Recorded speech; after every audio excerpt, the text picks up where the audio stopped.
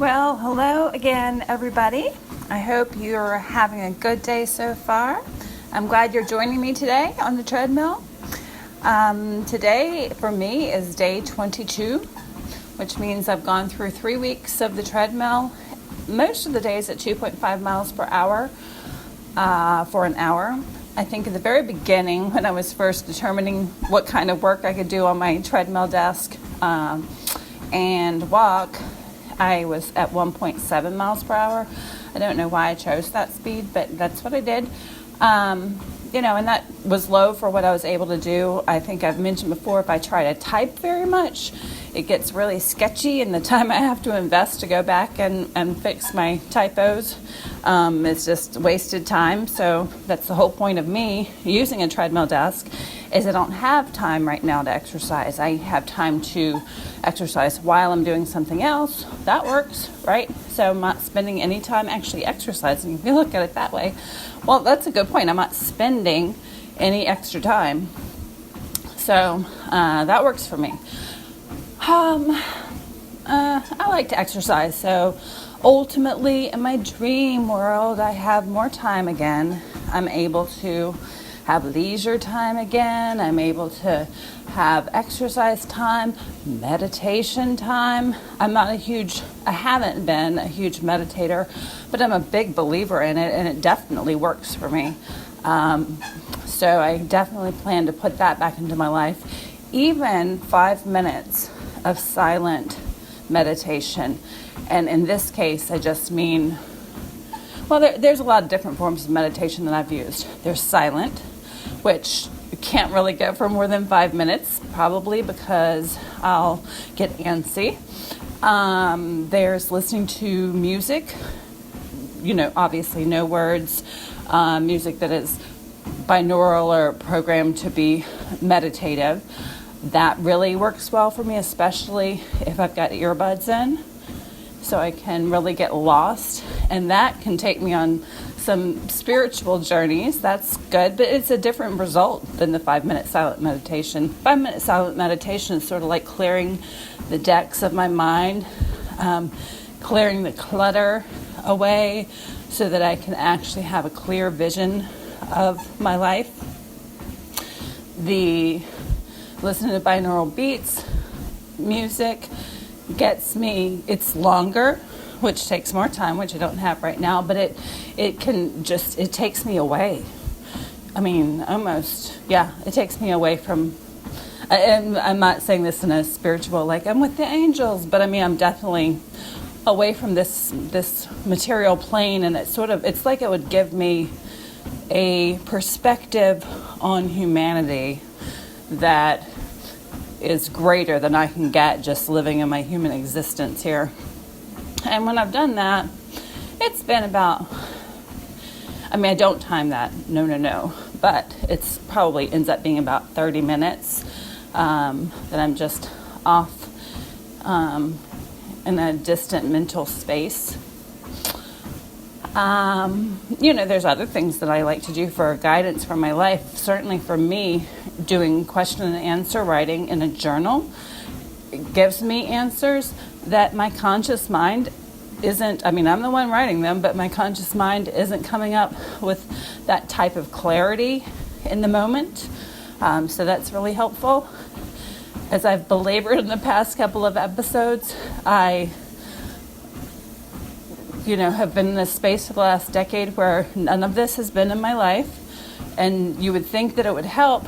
A lot of things would have helped, but when you're on the front lines of some situation that is so demanding and you don't have any help, you're the sole caregiver, and the person in your care is a 100% dependent person. It would be great theoretically if there was time for things like that, and I'm sure I could have gotten beautiful insights, but there wasn't. So there is now. Right now, I could choose to use my time to do some of those things, and I probably will soon. However, it is taking away from something else. The way I try to describe, it's not taking away from leisure. I don't have leisure yet. I'm double timing every activity I do. So if I'm listening to a podcast, it's because I'm doing the laundry or the dishes. If I'm taking a walk, it's spending time with my teenagers, everything. I do treadmill desk, working on my computer while walking. So if I dedicate, the way I've described it to someone is like, if you have these important parts of your life, like my mom responsibilities, my kid responsibilities, my work, my financial management of my finances, management of the household, like the daily activities of laundry and cooking and cleaning and grocery shopping and, all this stuff to keep a household moving. If I put one of those down, it immediately catches fire. And not because something bad's happening, just because time is passing and something needs to be getting done in that category. And so to set it aside and sit down and meditate for a while, there's a pressure on me that is an extra hurdle to overcome. And so it sort of seems like a waste of time. Maybe it wouldn't be, I don't know. But at this point, it feels mentally not very appealing to do that when I could be making progress in one of these categories that needs progress. However, that said, when I launch my business project, I will have that breathing room. That's a good way to put it. I'll have the breathing room to do that. So, good. How did I get off on that? Who knows? So, day 22, which means I've gone through 3 weeks, I see no reason that I would stop doing this. It will change and morph, I'm sure, as the type of work that I can do on my computer changes, or maybe, honestly, it's so great compared to thinking about being on the treadmill and not being on the computer. That seems like work now to me. I used to love it. Especially when I would run, there's a high that comes with that. And so I think that was motivational for me. But that was before all this. And I'm not sure if I'm going to get back to that. I'm not sure I want to get back to that. Which sort of cool, actually. I'm not sure I've never run on a treadmill at home. I think there's something about being in the gym that motivates me, because others can see you. And it's not like I'm doing it for others, but I'm not invisible, so other people can see me. And I think it motivates me to keep working hard. I'm not sure what the thing is, or maybe it's just one of those things like a gym is a destination, so something ticks in your mind and says, hey, this is the space that you work out in. That's all you're here for. So do it and make it worth the time that you're here. Versus at home, there's a lot of competing things for your attention, both things you have to do and or things you want to do. I don't know. And it's not that. I don't know what it is at home. I'm just not motivated to run on a treadmill at home. So once I have the time to go back to the gym, we'll see if I get back into running. I'm not really sure. The great thing about this as you're going along this journey with me is, this is an evolution. You can change and tweak and edit and revise your process and your system of what works for you every day.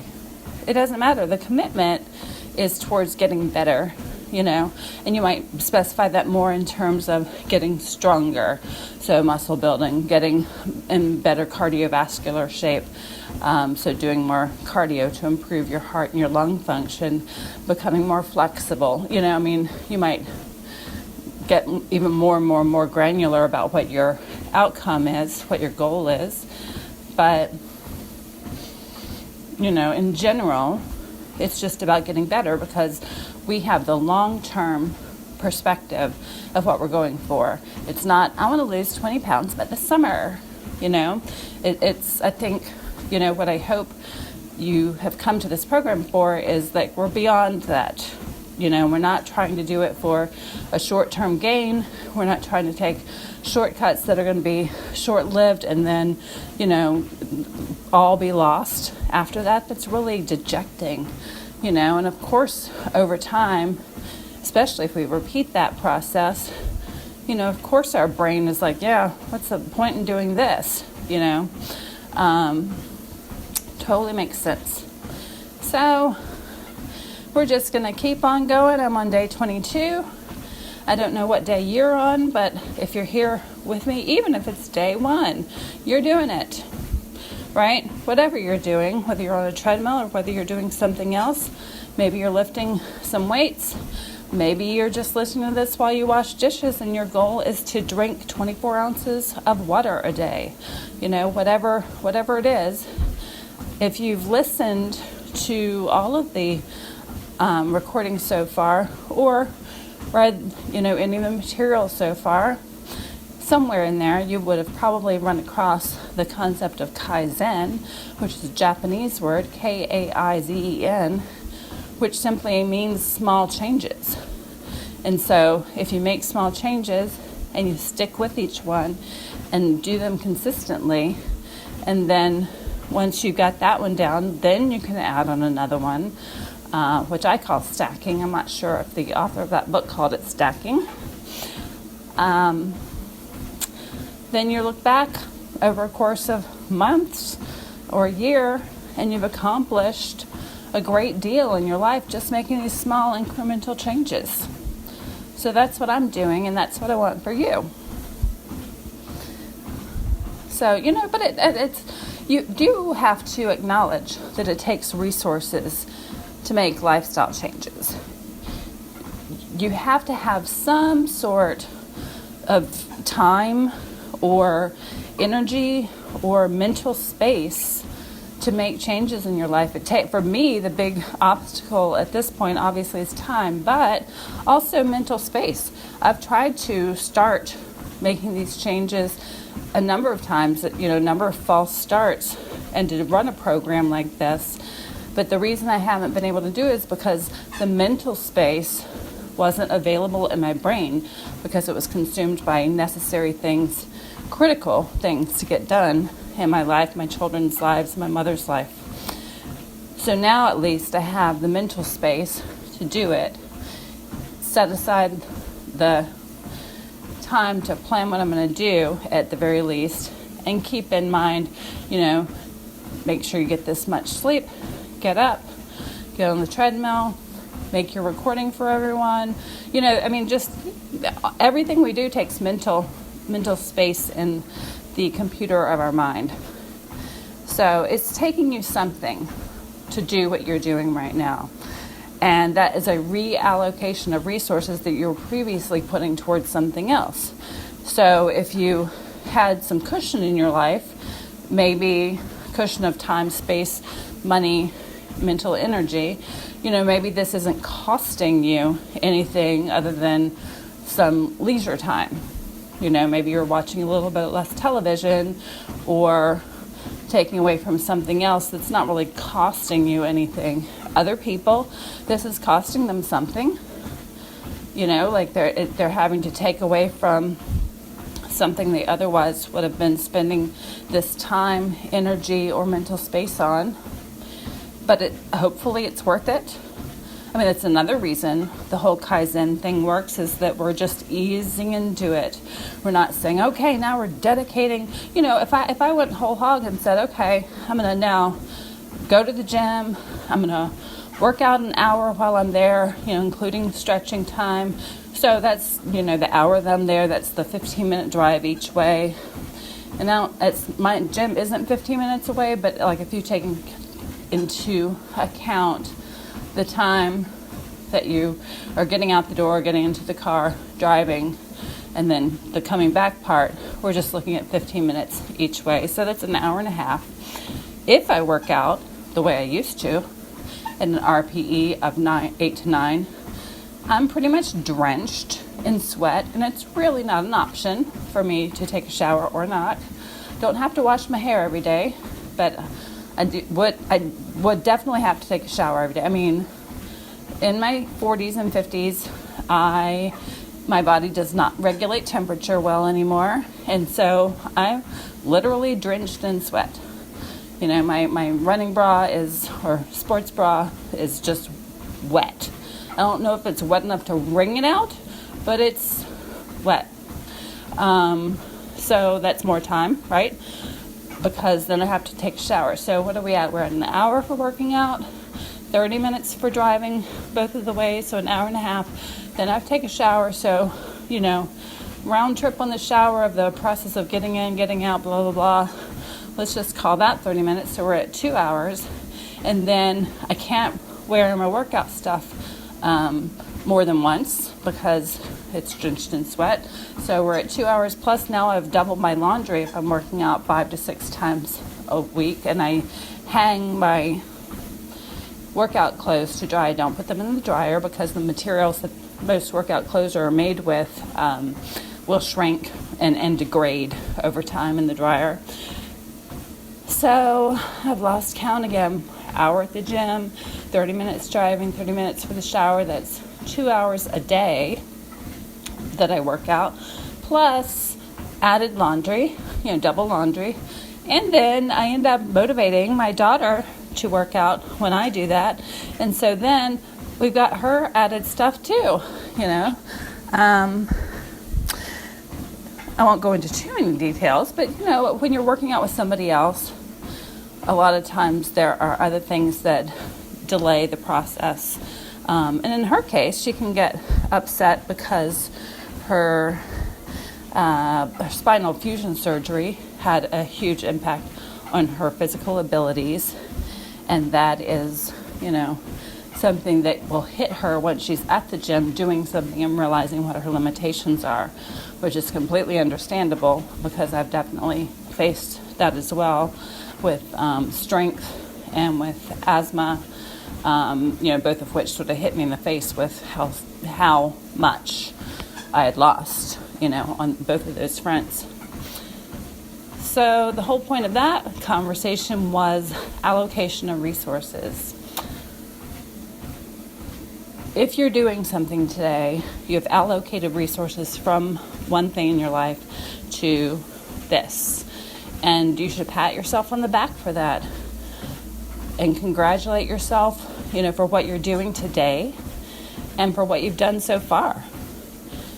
Because it takes a conscious decision to make a lifestyle change, and it takes away from something else in your life. It might not cost you anything to take away from that something, but any change takes a mental decision and commitment. And you're doing it. Whatever change you've decided to make, you're doing it. I'm doing it. Everybody listening right now is doing it, right? So no matter where you are in the world, we're all making positive changes together.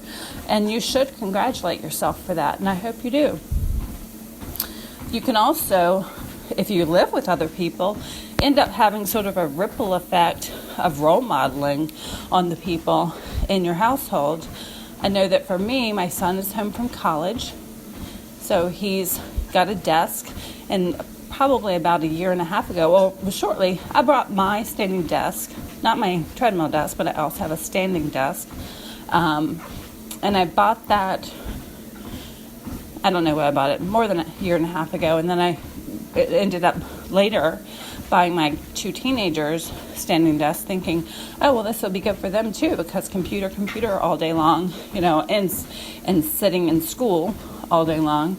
This will be a great thing for them to stand a little bit, and or especially on the weekends. At least at school they get to stand while changing classes, and they're getting some walking in, especially in the school my daughter's in. It's a really big school, so she gets walking in between classes with a heavy backpack on, because you can't reasonably get to a locker and get what you need and get to the far off class in time. So she's getting some good exercise with that, but on the weekends, just sitting. So, and I have indoor kids. I've got computer kids. So, when I say that, that's where their interests lie versus doing sports. But my daughter enjoys the gym, for sure. So the whole point is that my son is home from college, and I was telling him about my use of the standing desk, and I was telling my daughter, of course, about that. And at some point along the way, he commented, hey, I should probably start doing that too.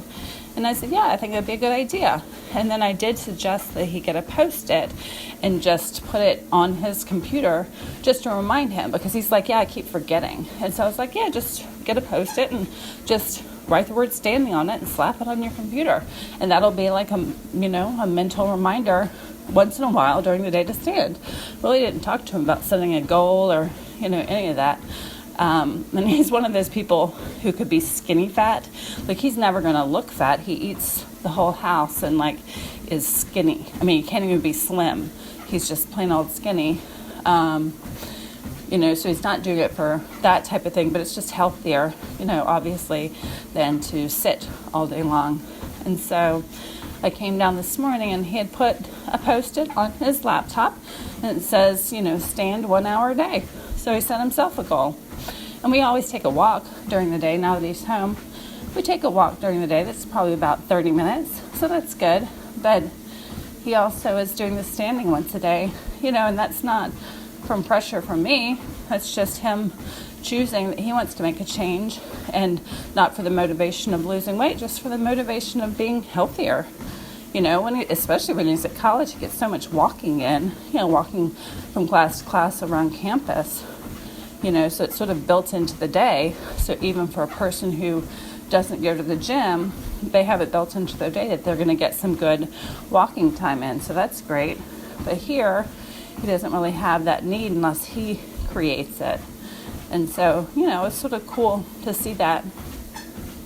And definitely at the gym, I've had strangers, come up to me and say, oh, I'm just so inspired to work harder when I see you. And I'm like, wow, this is somebody I've never talked to, never knew was paying a bit of attention to what I was doing. And I'm truly not, I don't think you can motivate other people. I don't think you can inject motivation into other people. I think you can inspire them, you can be a role model, you can encourage them, you can provide them resources and, strategies, tips, training. You can provide somebody everything, but motivation has to come from within, at least for the long-term changes to stick. Certainly some people use personal trainers as accountability, I hired somebody because that'll make me go. That's fine too. But the motivation to make the lifestyle change is still coming from the person, So I don't really preach to anybody, much less my kids, about you should do this and you need to be doing that, but I do educate and I do tell them, what might be a good idea for you to blah, blah, blah. So I was pretty happy when I came downstairs and saw that Post-it. Good for him. And I have no idea if he's doing it or not, but that's up to him. I've given them enough information, that they know. And I might once in a while throw in a reminder, if they make a comment about, my back hurts, or if they make a comment about I'm getting antsy inside, I'll say, hey, let's take a walk. Whatever. I mean, if they make a comment, I'll respond to it. Or, once he came in from college, I did suggest that, hey, if you're not doing all that walking, you might want to try doing some of the standing, and he had seen me doing it at that point probably for a month. So he decided to start doing it. So I thought that was sort of cool. Anyway, I think that we're done with today's talk. I hope that you are having a super day. Hope you're getting done what you want to get done, and you're feeling good about yourself, and you're feeling good about what you've already done in the previous days. And we're all going to have rough days. We fall off the track. Just dust yourself off and get back up and start again. That's what we all have to do, and it's really no big deal. You can put that behind you and just keep on walking, metaphorically walking. So, hope you have a good day. I'll talk to you again tomorrow. Bye.